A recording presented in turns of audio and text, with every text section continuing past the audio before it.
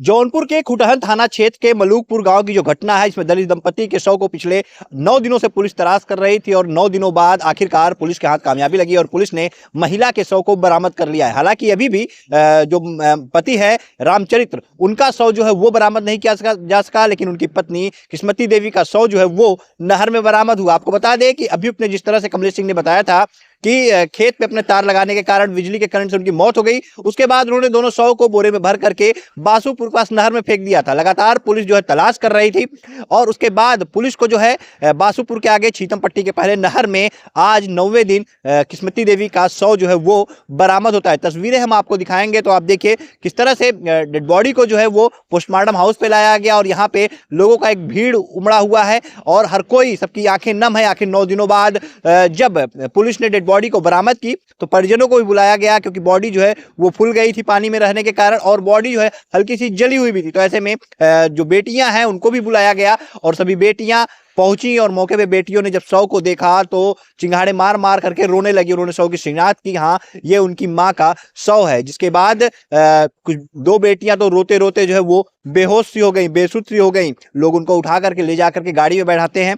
फिलहाल पोस्टमार्टम प्रक्रिया वो जो है शुरू है और पोस्टमार्टम के बाद ही पोस्टमार्टम रिपोर्ट जब आएगी तब ये पता चलेगा कि कितने बज के कितने मिनट के करीब पे जो उनकी मौत हुई होगी और किस तरह से करंट जो प्रवाहित हुआ था, उस करंट कितना हाई लेवल का करंट रहा होगा, क्योंकि साफ तौर पे बॉडी जो है वो झुलसी हुई है। उसके बाद बॉडी में जो है स्वेलिंग भी आ गई है, क्योंकि नहर में बोरे में बात करके बॉडी को फेंक दी गई थी। हालांकि गोताखोर की टीम लगातार जो है वो तलाश कर रही थी और जो प्रत्यक्षदर्शी आज वहां पे पहुंचे थे के रिश्तेदार, उन्होंने क्या कुछ बताया वो भी हम आपको सुनाएंगे। लेकिन साफ तौर पे पुलिस लगातार 9 दिन तक तलाश की, लेकिन 9 दिन के बाद भी पुलिस के हाथ सिर्फ एक बॉडी लगी है। अभी भी जो रामचरित्र हैं उनकी बॉडी को पुलिस बरामद नहीं कर सकी है। क्या कुछ कहना है परिजनों का वो सुनिए आप। आज बॉडी मिली, कैसे बरामद हुई, कहाँ से? जी ये 9 दिन बाद जो है बॉडी मिली है। आज 9 दिन हो गया। ये 5 तारीख की घटना है। 5 को सुबह में 6 बजे जो है गायब हुए थे पति पत्नी दोनों जो है। केवल पत्नी की ही लाश मिली है। जी जी शिनाख्त किया आप लोगों ने? जी जी उन्हीं की बॉडी है। क्या कंडीशन थी बॉडी की? कंडीशन तो अभी वो जान लीजिए ठंडक की वजह से बॉडी जो है मिट्टी में हमको लगता दबी हुई थी। इस वजह से आज 9वें दिन जो है बॉडी उन्होंने लगातार जो उसमें 2-3 पकड़ाए हुए थे व्यक्ति जो है वो लगातार बता रहे थे कि हम वहीं पर फेंके हैं। इसके वजह से आज 9वें दिन ये बॉडी मिली है और ये बॉडी जो है बांसुपुर जो है पड़ता है पश्चिम साइड, बांसुपुर हाल्ट है, उसके आगे वो तिसौली नहर बोलते हैं वहाँ, उसके आगे और छित्तेपुर और बांसुपुर के बीच में मिला हुआ है। तो क्या कोई गोताखोरों की दूसरी टीम बुलाई गई थी? जी अभी गोताखोर लगातार वहाँ लगे हुए थे।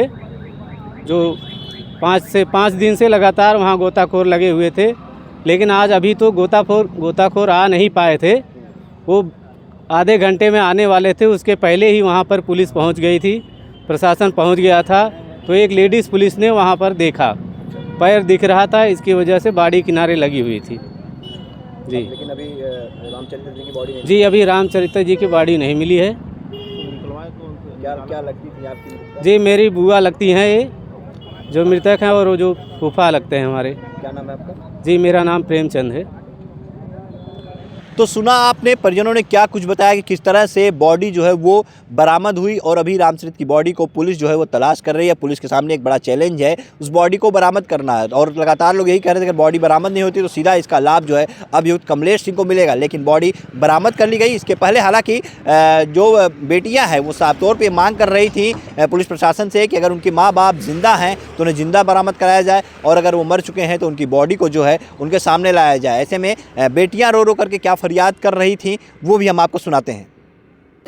हम लोग तो सभी से यही मांग रख रहे हैं कि हमारे माता पिता को बस ला के दे दे, बस हम लोगों को चाहे जहाँ से कैसे भी करके हम लोगों को हमारे माता पिता को ला के दे दे, बस यही मांग हम लोग कर रहे हैं सभी से। लेकिन कोई लोग ला के दे नहीं रहे हैं, सब लोग सिर्फ आश्वासन दे रहे हैं कि ला के दे देंगे, ला के दे देंगे। 8 दिन का दिन बीत गए लेकिन अभी तक कोई ला के नहीं दिया है कि लो यही है तुम्हारे माता पिता।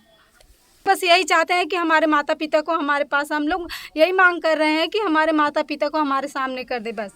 कहोगे? मुख्यमंत्री अपील यही करेंगे कि हम लोगों को हमारे माता पिता जल्द से जल्द हम लोगों को, नहीं तो हम लोग जलपान सब त्याग देंगे। आज से हम त्याग देंगे कि हमारे माता पिता जब तक नहीं मिल रहे हैं तब तक हम जलपान कभी नहीं करेंगे कि हम लोग खाएंगे, कुछ नहीं खाएंगे, नहीं पिएंगे। हम मांग यही करेंगे कि हमारे माता पिता 24 घंटे में हमारे माता पिता को जल्द से जल्द हमारे सामने किया जाए। आदित्यनाथ योगी से हमारी यही मांग है कि 24 घंटे के अंदर अंदर तत्काल में हमारे माता पिता यहाँ पर हमें ला के दिखाया जाए, उनकी बॉडी हमें ला के दिखाया जाए।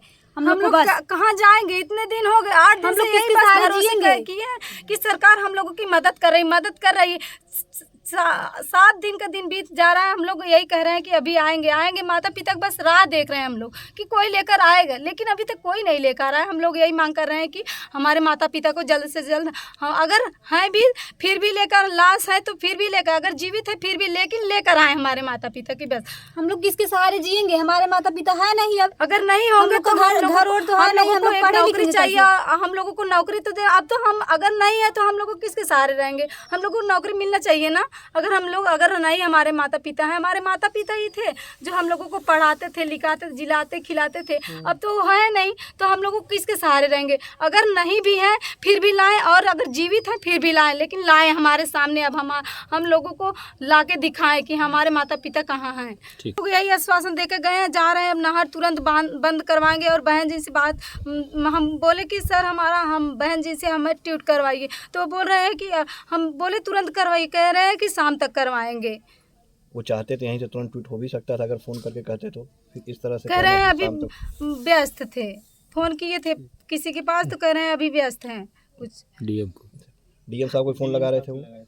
डीएम सर के पास लगाए थे। डीएमएसपी अभी आया भी नहीं है यहाँ पर। वो लोग अच्छा, उन लोगों को दिखाई नहीं दे रहा है। हम लोग मतलब इतने तड़प रहे हैं, इतने बिलक रहे हैं, उन लोगों को दिखाई नहीं दे रहा है कि ये 6 बहनें किस तरह बिलक रही हैं, कैसे हैं, उन लोगों को नहीं दिखाई रहे। अभी वो लोग हमारे घर द्वार पे नहीं आए हैं, कोई भी नहीं, डीएम कोई भी नहीं। आज जौनपुर के दोनों डीएम भी नहीं नहीं, एसपी कोई भी नहीं आया हमारे घर पे।